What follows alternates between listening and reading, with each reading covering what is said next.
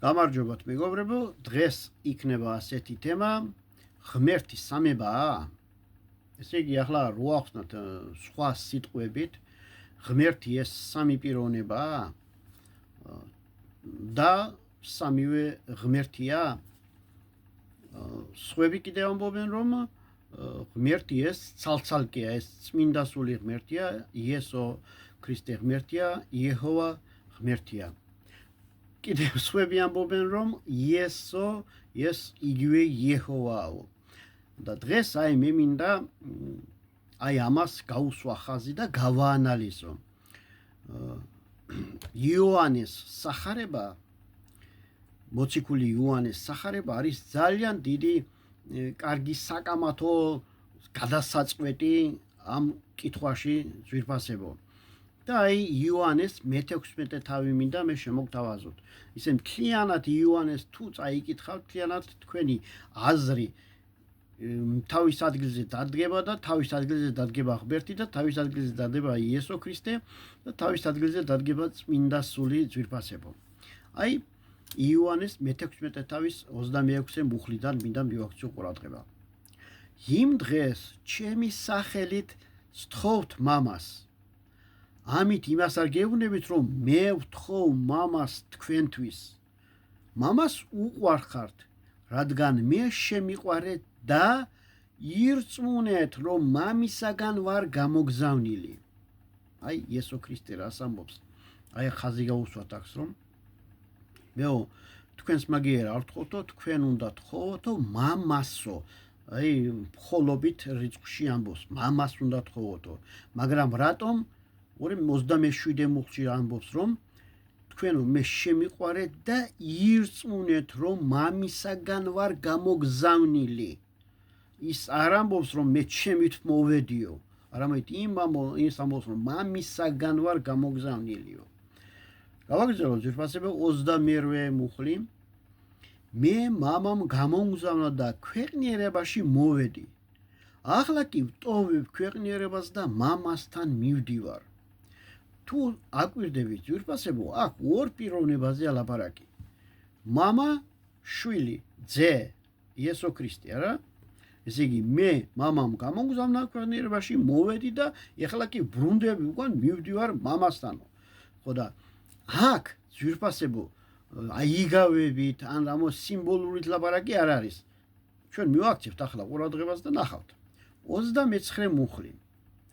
მოწაფეებმა უთხრეს, ახლა პირდაპირ ლაპარაკობ იგავების გარეშე. 30 მუხლი.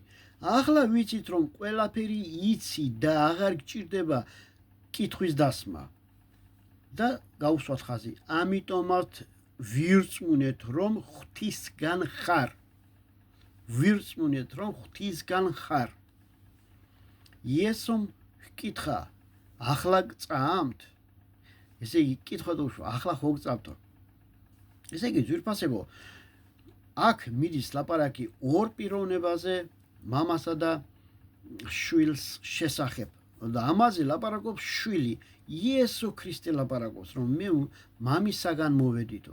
თქვენ სხვა ადგილებში თუ წაიგითხავთ იოანეს სახარებას, წერია, რომ მე იმიტომ მოვედიო, ჩემი ნების შესასრულებლად კი არა, მამა ჩემის ნების შესასრულებლად მოვედიო.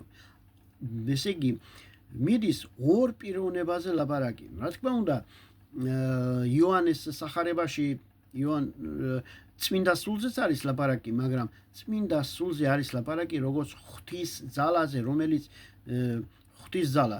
ესე იგი, ის წმინდაა, რა თქმა უნდა, რა, ღვთის ძალა, იეჰოვას ძალა, წმინდა აბა რა იქნება.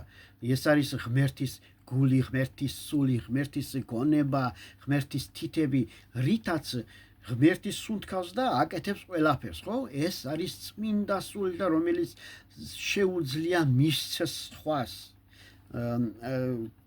სახელდრობ ახლა ამ მაგალითზე იესოს აქვს გადაცემულია წმინდა სული და იესო წმინდა სულით ლაპარაკობს. კიდევ ერთი მაგალითი მინდა მოგიყვანოს ძვირფასებო, ეს არის იოანეს სახარება. ეს არის მე-17 თავი და მე-3 მუხლს მინდა მივაქციო თქვენი ყურადღება. იოანეს 17:3. მარადიული სიცოცხლის მისახებად უნდა გეცნობოდნენ შენ ერთადერთ ჭეშმარიტ ღმერთს და მას, ვინც შენ გამოგზავნე იესო ქრისტეს. ძვირფასებო, აქ ორი აზრი არ არსებობს, ორ პიროვნებაზეა ლაპარაკი. მარადიული სიცოცხლის მისაღებად უნდა გეცნობოდნო შენ, ესე იგი, რომ მარადიული სიცოცხლე მივიღოთ ჩვენ, რომ წმინდა სული პიროვნება იყოს, მაშინ იქნებოდა რომ წმინდა სულსაც გაესანითო, ხო, აქ დაიწერებოდა. მარადიული სიცოცხლის მისაღებად უნდა გეცნობოდნენ შენ ერთადერთ ჭეშმარიტ ღმერთს და მას, ვინც შენ გამოგზავნე, იესო ქრისტეს. ორი აზრი არ არსებობს, ძვირფასებო. კიდევ ერთხელ ამბობ, რომ წმინდა სულის წინააღმდეგ მე არაფერი არ მაქვს, ღმერთმა ვაპატიოს თუ რამეს არასწორად ვლაპარაკობ, ამიტომ ვამბობ, რომ არის მამა იეჰოვა, არის მისი შვილი იესო ქრისტე, რომელსაც ქრისტე თვითონ განადიდებს.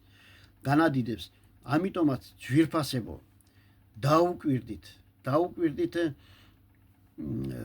დაწერილს დაუკვირდით და როგორც იესო ამბობს, თქვენ რო წაიკითხავთ და ცხოვრებაში გამოიყენებთ, ის გაგანთავისუფლებთ ცრუ რწმენისაგან, ცრუ რელიგიისაგან და ცრუ სწავლებებისაგან. ამიტომაც განადიდეთ მამა ღმერთი მისი ძის იესო ქრისტეს მეშვეობით ღმერთო და მისი ძის იესო ქრისტის მეშვეობით და თქვენი ლოცვები შესმენილი იყოს ძვირფასებო.